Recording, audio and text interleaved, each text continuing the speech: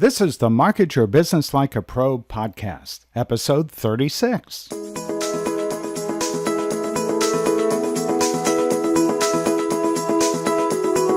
Welcome to the Market Your Business Like a Pro podcast with Countess. Ken is an internationally recognized marketing expert. This podcast will give you tips on how to market your business more effectively than ever before to help you make more money, whether you're just starting out or have been in business for years. And now, here's Countess. Hey, welcome to this week's episode of the Market Your Business Like a Pro podcast. I'm Countess, and I've really got a great treat for you today. Make sure you listen all the way to the end. This week, I'm chatting with Neil Patel. Neil is a New York Times best-selling author. The Wall Street Journal calls him a top influencer on the web. Forbes says he's one of the top 10 marketers, and Entrepreneur magazine says he created one of the 100 most brilliant companies. Neil was recognized as a top 100 entrepreneur under the age of 30 by President Obama. He's a top 10 entrepreneur named under the age of 35 by the United Nations. His blog about marketing generates about 2 million visitors a month. His podcast, Marketing School, generates about 650,000 listens per month. His YouTube channel has over 3 million views. He's got nearly 1 million Facebook fans and over 200,000 Twitter followers. He's spoken at over 270 conferences and companies, and he's spoken at Facebook, Thomson Reuters, and just about every major growth marketing conference. So this is a real treat. I'm delighted to welcome Neil Patel. So welcome to the Market Your Business Like a Pro podcast. This is Countess, and wow, am I honored and delighted today to have with me Neil Patel. Neil is internationally recognized marketing pro. And if you go to neilpatel.com and you find his bio, because if you're listening, you're probably in the car or, not looking at your computer. So let me just tell you that from Neil's website, you can find that he's a New York Times bestselling author. The Wall Street Journal calls him a top influencer on the web. Forbes says that he's one of the top 10 marketers. Entrepreneur magazine says he's created one of the 100 most brilliant companies. I'm sure he'll share with us a little bit about those. He's been recognized as a top 100 entrepreneur under the age of 30 by President Obama, and recognized as a top 100 entrepreneur under the age of 35 by the United Nations. So, wow. Wow, what a long list of achievements in a relatively short amount of time. Yeah, thank you very much. Appreciate it. So I guess the other question is, I'm not sure what else I can add to it. What else should our listeners know about you, Neil? That's mainly it. You pretty much stated everything. So I'm just a normal entrepreneur. I love blogging about marketing and helping people grow. Yeah, we'll talk a little bit about your podcast in a few minutes, but before doing what you do today, and I know you've been at it for a while, what was did you have a prior gig, and if so, why did you leave it? Not really. I've always been an entrepreneur, a few different startups, from an ad agency back in the day to a software company called Crazy Egg, which I still own today. Then I went into Kissmetrics, which I ended up leaving years ago. That one didn't work out. And then, if you fast forward to today, I have another ad agency called Neil Patel Digital. Very cool. And so tell me what, as with all of us as entrepreneurs, I mean, there's just something about entrepreneurialism that gets you excited. What gets you excited about what you do? I love what I do. If you love what you do, you're going to keep doing it. If you don't, then you're going to quit or move on to the next thing. Yeah, and if you don't love it, then it's work. And when you love what you do, it doesn't feel like work, right? Exactly. Yeah. Let's talk about your Marketing School podcast. I listened to several episodes. I just found it fabulous. The ones that I listened to this morning were the most recent ones. I reviewed them again. 667 was what marketing channel is really causing your sales. And you talked about segment.io. But the one thing that really caught me, and it's something that I teach in the classes that I do all the time, is the rule of 7 on multi-point marketing. Do you want to chat a little bit about that? Yeah, with marketing, if someone sees your brand, your website, your company, your product 7 times, they're much more likely to convert. When you see something everywhere, you're much more likely to buy it. A good example of this is Nike or Beats by Dre. So the more times you see it, and if the times you see it are with influencers or people who are well known, you're much more likely to conform, adapt, buy, use, etc. Yeah. And I find that to be so true. Oftentimes, people who listen to our podcasts or attend the classes that I do, webinars and so on, they don't, I think intellectually they understand they have to do things more than once, but it's, hey, I'll send it and people remember me. And we're being inundated with stuff all day long. So you do have to, I call it staying on the radar screen. You do have to stay on the radar screen. And that begs to that rule of 7. Exactly. Yeah. Well, tell me, so that was 667. 668 was on marketing spend. I found that pretty fascinating. You want to spend a moment or two on that? Sure. Yeah, when it comes to your marketing spend, it's funny. Like, you can decide where you want to spend it, where you don't want to spend it, what's right for your business. And it's funny in which most people believe when it comes to marketing spend, like, what's the ROI, or, hey, is it really worth it? Am I getting the results from it? But there's just so many issues with marketing spend. And let me break down a few. So the first one is, you spend money on marketing. Is it generating ROI? And a lot of people aren't looking at first touch and last touch. Mm-hmm. So first touch being, do they come in from, let's say, a blog post, and then they're remarketed through an ad, and then they converted? So then you got to attribute. The other thing that most people don't realize about marketing spend is it converts much better paid ads to than SEO, because you can pick the landing page that you want to end up sending people to. Right. And like with me, I'm spending more of my money these days on paid advertising. I'm looking at first touch and last touch. So I'm spending a lot on content marketing. Uh-huh. And then the biggest thing I'm spending money on is tools, because I found that it's more scalable, and tools being technology, like as lead gen. So I'm giving away free tools, getting leads, and then my sales team goes and closes. But, there's different approaches. Like Eric spends most of his marketing spend on podcasting, right? Eric's my co-host. Podcasting, content marketing, SEO, conferences. I am more of a mix. Of majority is on technology and free tools. Then it goes into content marketing and then social media. Right. And I know in that episode you talked about buying some of the companies that will help you get to market faster with those tools rather Correct. than invent them. Yeah, like I bought Uber Suggest, which was a tool, and I wrote a blog post about that on Tuesday. I don't know when this will go live, but I wrote about that in late May. And then the other thing that I did is I bought kissmetrics.com from the investors, not the company, Right. just the website. That'll get merged on June 21st with neilpatel.com. So I'm trying And by the way, for those listening, we're recording this at the very tail end of May of 2018. So whenever you come across the podcast, that's when this particular episode was being recorded. And then the most recent episode, again, as of the day that we're recording this one, 669 was on influencers and going after the micro-influencers. Yep. You want to mention that, talk a little bit more about that? Sure. So when people try to go after the influencers, they try to go after the ones that are popular, let's say on Instagram or Facebook. What they don't realize is just because someone has 1 million followers or 5 million followers doesn't mean they're going to drive you any sales.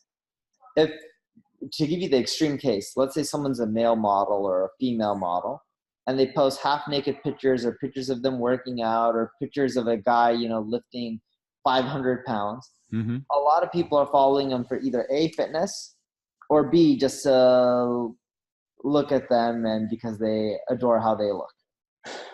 Now, if you had them post about your B2B marketing product, it's not going to convert. Pick a micro-influencer with 50,000 followers in the marketing space and have them post about your marketing product, you'll get way more sales. And it's much cheaper, while the person with 5 million followers wants way more money. Very good. Very good. So let me switch gears for a moment. A lot of the work I do is teaching businesses, small businesses mostly, but they run the gamut. My own background is I spent a long time at big Fortune 100 companies. And now I do a lot of speaking on behalf of Constant Contact, for instance, and I do a lot of teaching to small businesses on how to do things on a little bit more of a budget. And, email traditionally has had such a great ROI.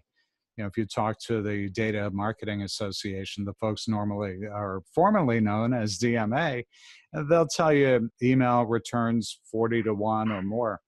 What do you think, though, Neil? Do you think email is more effective today or less effective today than, say, 4 or 5 years ago?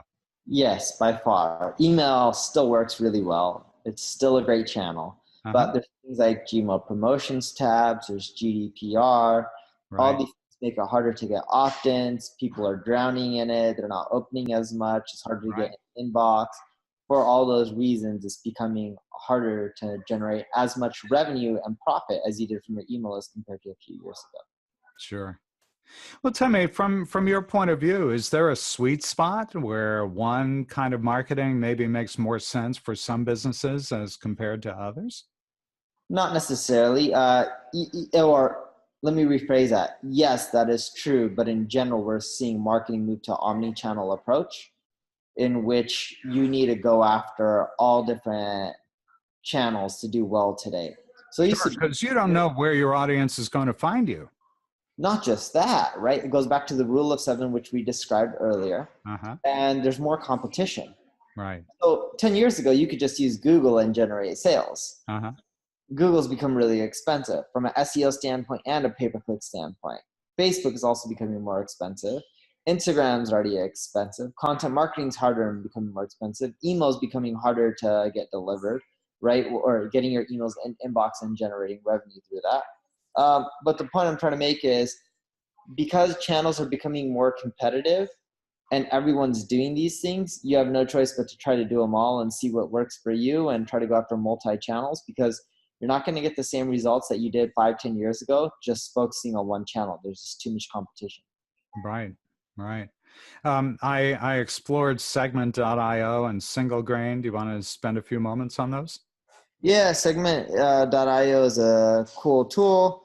It helps with segmentation. You guys should check it out. Single Grain is from Eric Sue, which is one of my podcasting co-hosts. And he mentioned segment on, what is it called? He mentioned segment on one of our podcast episodes. It's an analytics solution. And the cool part about it is, my favorite part about it is they just have tons of integrations, like with hundreds and hundreds of other tools, and you get everything in like one place. Yeah, I saw that. Looks pretty great. So where do you, Neil, I mean, you're out and about, you know the market incredibly well. Where do you find that most business owners are most challenged when it comes to marketing their business? The question was, what's the challenge that most businesses face when marketing their business? Was that correct? Yeah. The biggest challenge that I'm seeing with most businesses, they don't know where to start. And here's what I mean by that. Typically, you start a business, you see what your competition is doing, and they typically just go after that same channel. The problem with that is when someone, let's say like me, who did content marketing 5 years ago, it was much easier to do it, and I'm still reaping the rewards of being one of the first movers. So it's harder now. Not impossible, just harder now. Copying your competition won't necessarily work for you, even if you're in the same space and you have the same product or service, just because of the time difference. Marketing's got tougher over time. So you can't just take the generic approach of, let me just copy what my competition's doing. You have to think about it from like a spaghetti standpoint. Take spaghetti, you throw it against the wall, you see what sticks. Right. And what sticks is what you focus on first. And think of the spaghetti as tons of different marketing channels. You throw it against the wall, do a little bit of everything, you see what's producing the best results, then stop everything else other than that one thing that's producing the best results and purely focus on that. So it's really about analytics, right? Seeing what works, do more of that, stop doing what's not working. Exactly. Yeah. So what do you think then that, what are some of the things that experienced and newbie business owners both should know about marketing their business today? The thing you should know about marketing today is no one person knows it all. It purely is experimentation. Yeah. Like marketing has come down to who can experiment the quickest, learn the most, adapt the most, etc. Yeah, I'll tell you, I was at a conference a few weeks ago. I know you know the name Frank Kern, and just as I learned from you, I learned from him. You learn from people you run into, and there are things that will work well in some situations and not others. And you're right; it's important to be flexible and adapt and understand what's going on and run your business in a flexible mode instead of being locked into what maybe worked 2 or 3 years ago. It may not work anymore. No, And in fact, things that worked even 6 months ago may not work anymore. I agree with that. Things change so quickly. So let me ask you, I mean, we've covered a lot of ground in a very short amount of time. And once again, I'm just delighted to have had the opportunity to see you on screen. We're recording the video here, but to have this conversation with you. Tell me, Neil, tell our listeners, what's the best way to reach out to you? This is your shameless promo or plug. Yeah, everyone can reach out to me at neilpatel.com. I blog there, and I also have a contact page, and it goes directly to me. So if you have questions or anything like that, reach out to me there. If you ever want to hire my team or I to do your marketing, you can always go to neilpateldigital.com. We have an ad agency. We just focus on helping people grow. And be sure to listen to Neil's podcast. It's Marketing Channel, and it's available everywhere. I know it's on iTunes and Google Play and some other places as well. So, Neil, thanks so much for spending time with me today. It's great, and I look forward to the next time we have a chance to chat. Same. Take care and have a lovely day. You too. Bye. So there you go. That's a few minutes with Neil Patel, an internationally recognized marketing expert. I hope you'll join me again on a future episode. And by the way, if you have not yet subscribed to our podcast, you can do that on iTunes. You can do that on Google Play, on Podbean, and other places as well. Be sure to subscribe to our podcast so you know every time there's a new episode published, you'll be alerted and you'll be able to access it right away. And don't forget to check out our brand new Email Marketing Online Academy. It's www.marketyourbusiness.co/email-academy. That's where you'll find out more. Check out all of our episodes of the Market Your Business Like a Pro podcast. It's on our website, marketyourbusiness.co.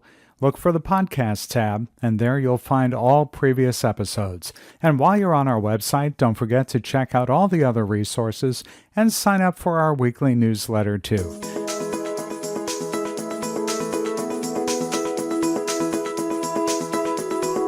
Thanks for listening to the Market Your Business Like a Pro podcast with Ken Countess. Be sure to visit marketyourbusiness.co to access show notes, discover our fantastic content, and sign up for our mailing list. Have questions? Send Ken an email, ken@thecountessgroup.com, ken@thecountessgroup.com, or Twitter @CountessGroup. See you next time.